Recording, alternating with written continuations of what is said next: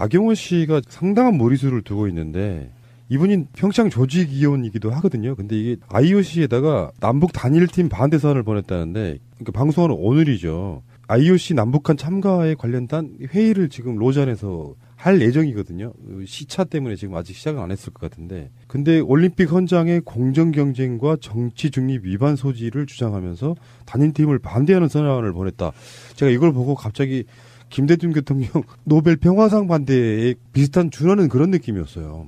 나경원 자유한국당 의원이 예전에 2011년도에 이제 그 서울시장 보궐선거에 후보로 나왔었잖아요. 그때 가장 논란됐던 것 중에 하나가 그 이제 목욕 그 장애인 목욕을 자기 선거에 악용했던 점 하나하고 그 전에 이제 한 호텔에서 일본 그 숭전 50주년 기념행사에 참석했던 동영상이 이제 유포됐던 거예요.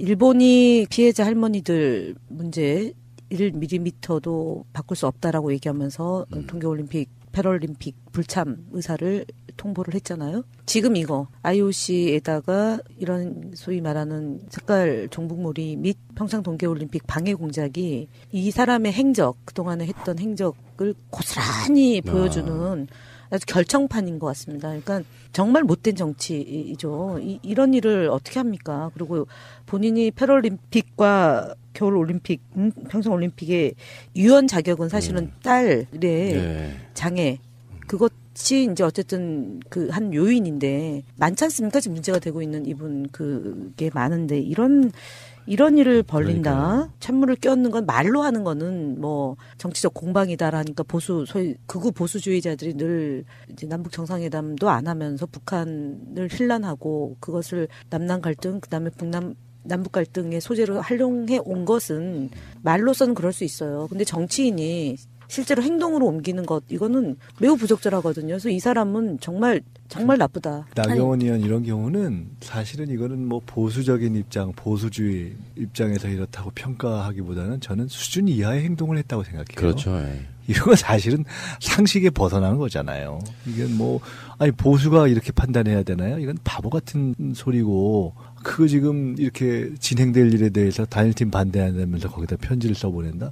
그러니까 조금 미숙한 행동을 해서 이건 좀 거의 평가할 가치가 없는 행동을 한 것 같아요. 예, 그 올림픽 관련해서 흐름을 보니까 적극적으로 조중동과 일베들이 이제 단일팀에 대한 어떤 갈라치기를 계속 하고 있는데 거기에 이제 숟가락 하나 얹는 건데요. 이제 예전에 기억나요? 몇 년 전에 김연아가 타야 될 어떤 뭐 훈장 비슷한 걸 나경원이 탔다고 그래서 약간 비난이 좀 쏟아진 적이 있었거든요. 그 느낌하고 좀 비슷한데 북한이 1936년 나치의 베를린 올림픽을 연상시킬 만큼 이번 올림픽을 체제 선전장으로 활용하려고 한다. 그래서 저는 반대한다. 뭐 이런 식의 서한을 보냈다고 그러는데 단일팀을 구성해서 생기는 시너지라든지 올림픽의 효과라든지 이런 건 도외시한 채 사실은 이게 남북한 갈라치기 하고 있는 거거든요. 아주 악질적으로. 아, 이 사람은 정신 못 차렸구나. 국민들이 뭐 지금 뭐 이제 여론조사 기관들이네 조중동에 이런 사람들이 뭐 이런 것들을 겹치면서 문재인 대통령의 지지율이 빠졌다 이렇게 막 계속 갈라치기를 계속하고 있는 분위기 속에 정말 얄싹한 뭐 이런 사람들이라는 생각이 좀 드네요. 확실히 친일 잔재가 남아 있고 그것을 제때 청산하지 못했던 것이 한국 사회의 비극인데 그것이죠 이어지는. 만약에 본인의 의지였건 아니었건 간에 단일팀 반대 서한을 보냈는데 진짜로 단일팀 허용 안 하는 분위기로 결론이 난다고 생각해 보세요. 나경원에게 쏟아지는 비난을 어떻게 감당하고 이래? 아니요. 제가 아까 수준 이하라고 했던 것은 그럴 가능성이 없기 때문에 지금 그렇게 해서 지금 우리 푸나님이 말씀하신 대로 정말 그렇게 결정이 허용 안 한다라고 되면 어떡하냐. 그럼 뭐 그럴 정도의 일리가 있는 행동이라는 반증 아니겠어요? 아예 일리가 1도 없는 행동이기 때문에 이런 건 그야말로 수준 이하예요. 그냥 이거 얘기할 가치가 없다고 저는 봐요. 그리고 미국 백악관 대변인도 흥미로운 일, 지켜볼 일이라고 한 거잖아요. 단일팀과 그다음에 한반도기. 그러니까 오늘 논의되는 것 중에 엔트리 늘리는 부분도 포함이 돼 있거든요. 세상의 모든 일에는 명과 암이 있는데 북한 팀 때문에 참여하지 못하는 몇 사람 불명이 안 된 일이긴 하지만 엔트리 늘리고 최대한 그러면서 여자 하이스키가 더 좋아지고 실업팀도 만들고 여러 가지 과정에 좋은 점이 훨씬 많은데 이거를 아주 지연 말단적인 걸로 몰고 가서 피해자 몇 선수로 이렇게 몰고 간다는 것 자체는 정말 나쁜 사람들. 아니, 그러니까 피해되는 분에 대해서도 국가가 제대로 하기 위한 노력을 기울이고 있는 거 아닙니까? 관심을 끌지 못하다가 이번에 어쨌든 관심을 끌게 된 계기가 된 거고, 그래서 더 육성할 수도 있는 거고, 정부에서 투자도 하는 거고요. 그런 거는 안중에도 없이, 그러니까 사실은 싫은 거죠. 이 정부가 잘 되는 게 싫은 뭐든지. 거고요. 평창 올림픽을 평양 올림픽을 치를 거냐라고 조롱하고, 그다음에 그 예술단장이 무슨 핸드백이 뭐니, 그다음에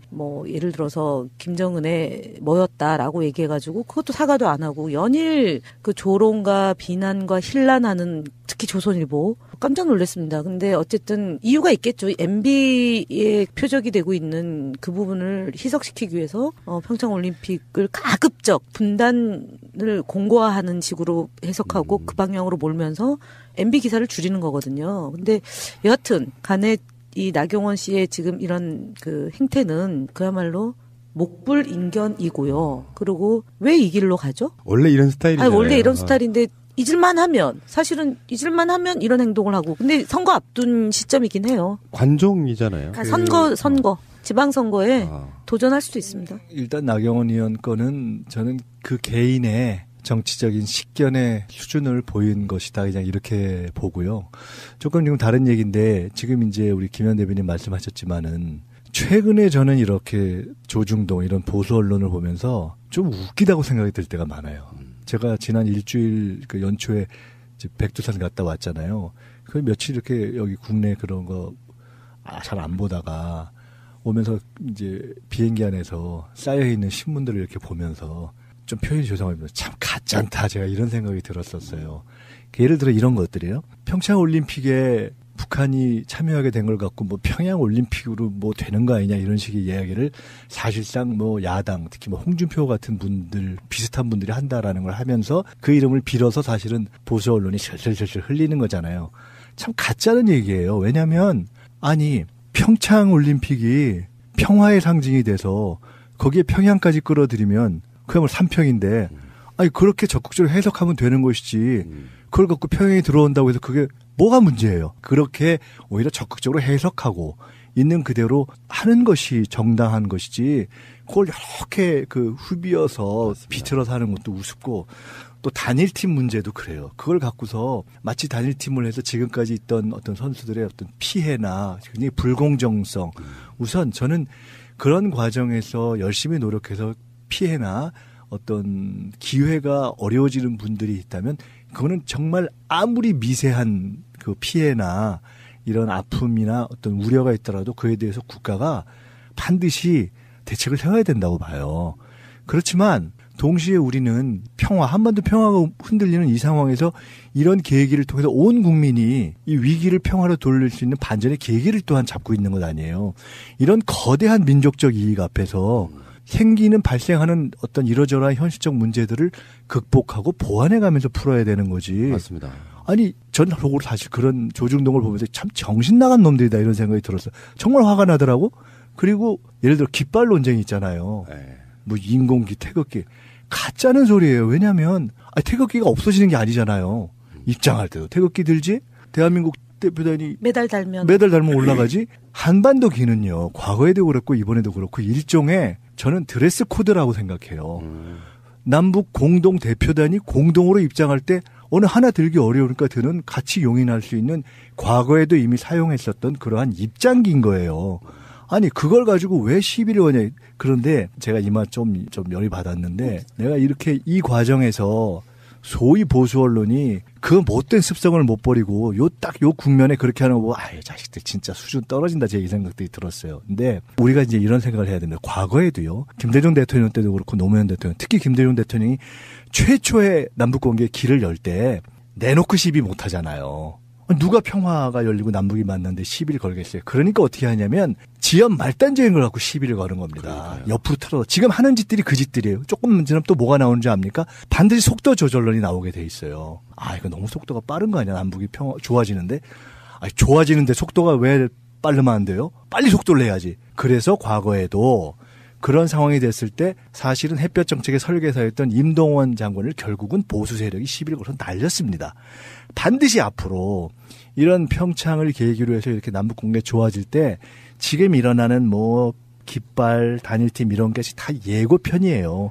이런 거 갖고 시비를 걸다가 보수 세력이 뭐 너무 속도가 빠르다부터 시작해서 북핵은 어떻게 됐느냐, 뭐 왜 공정하지 않냐. 얼마나 지들이 그렇게 공정했길래. 그러니까 이거 네. 웃기는 네. 얘기예요, 저는. 그러니까 이제 사실은 제가 좀 열냈네. 좀 열렸습니다. 화나더라고. 이제 우려되는 상황, 이제 보통의 이제 프로세스로 보면은 이제 우리가 집권을 못했다면은 아마 단일 팀 내지는 뭐 한반도기 이것도 없었겠죠, 그죠?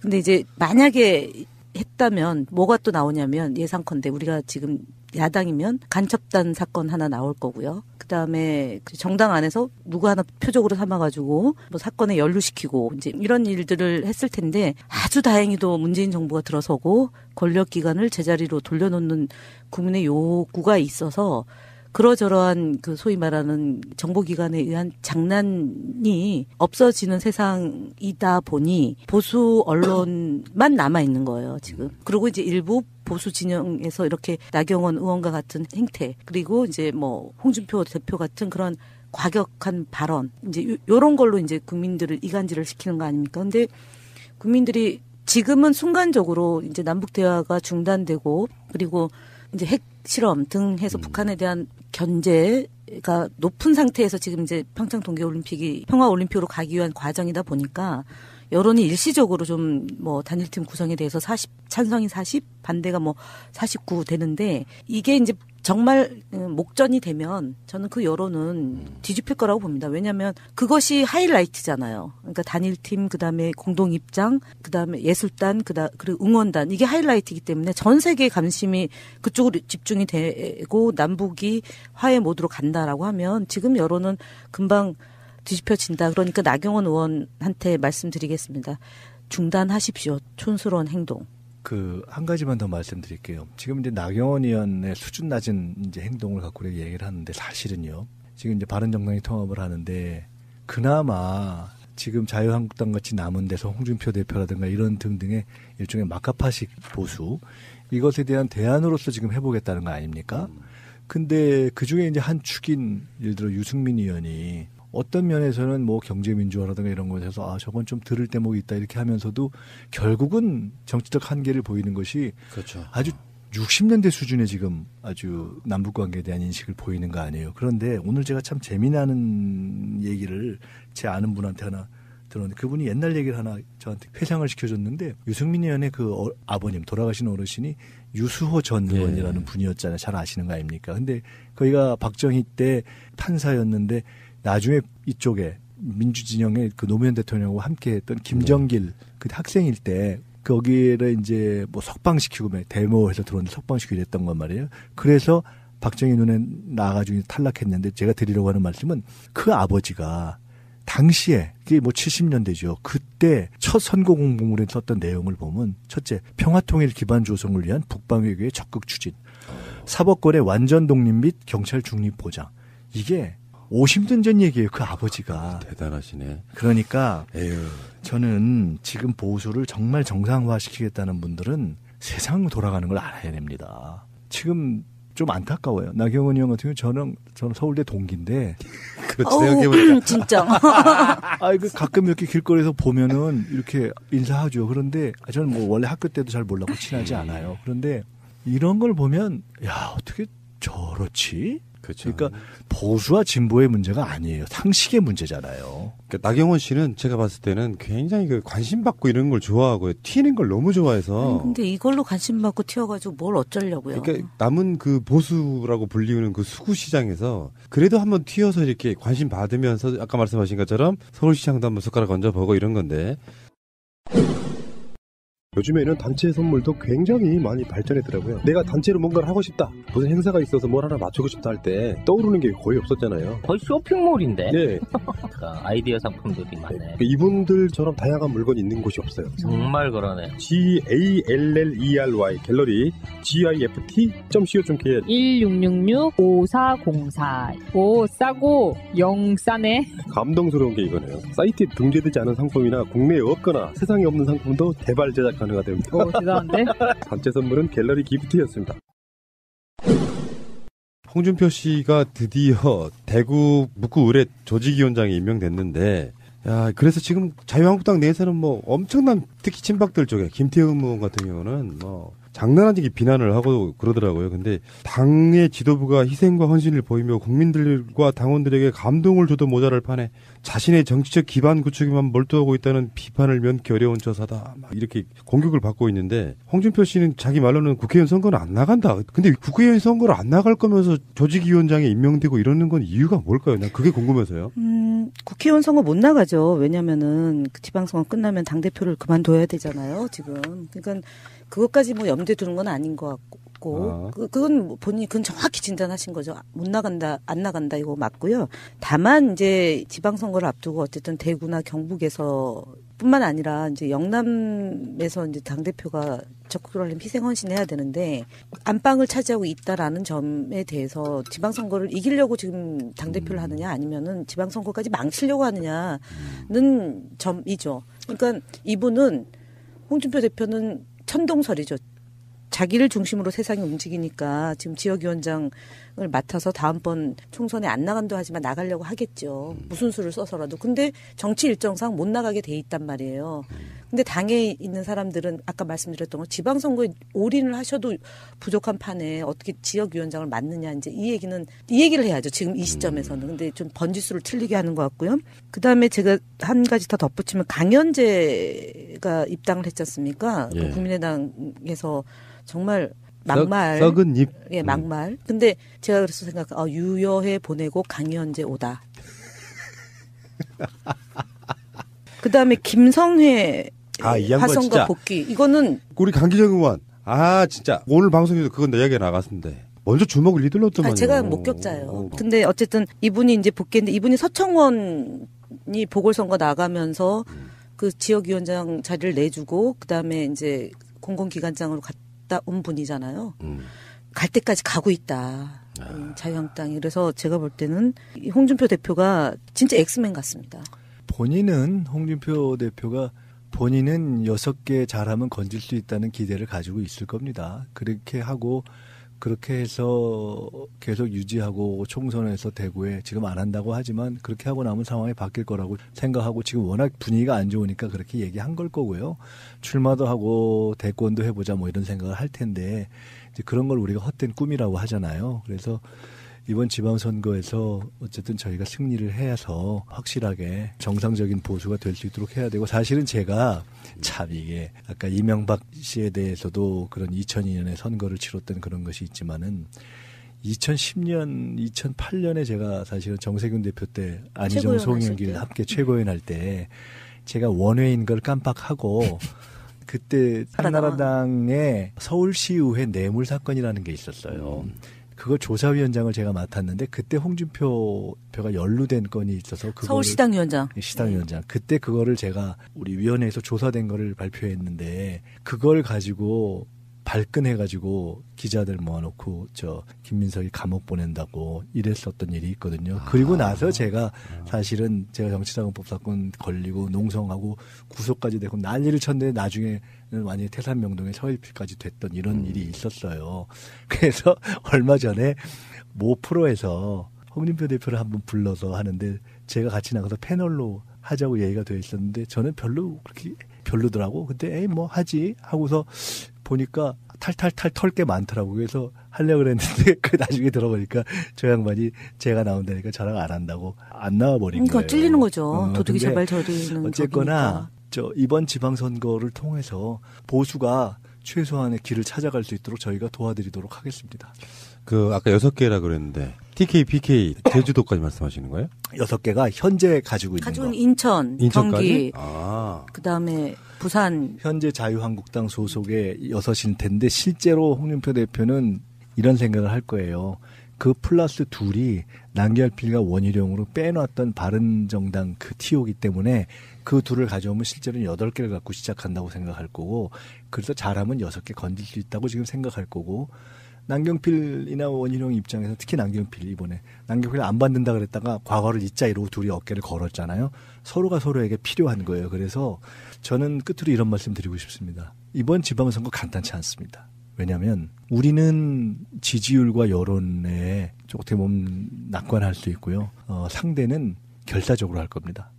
그렇기 때문에 저는 굉장한 경각심을 갖고 해야 한다 이렇게 생각합니다.